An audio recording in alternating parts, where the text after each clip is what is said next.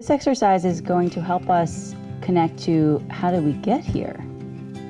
Kind of connecting some of the dots from our past. I think complex trauma is the root of a lot of social ills, and I want to help people move beyond it.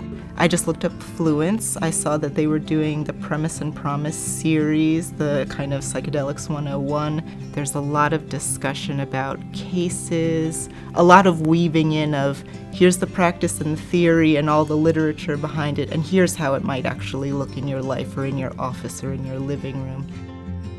I really struggle with some of these float back exercises. I have such a ridiculous trauma history, and it can be very hard to just sit and face that. My personal survivorship has a lot of roots in acknowledgement and how difficult it is to get to acknowledgement when it's purely cognitive, purely come in and sit down and unload. One thing I want to emphasize is that this isn't something we're doing alone. As I get more and more comfortable with these types of exercises, and as I do them with clients, I see such a value in starting to differentiate between the past and how horrible it might have been, and the present and how calm it might be, even with its sadness and yet with its heaviness.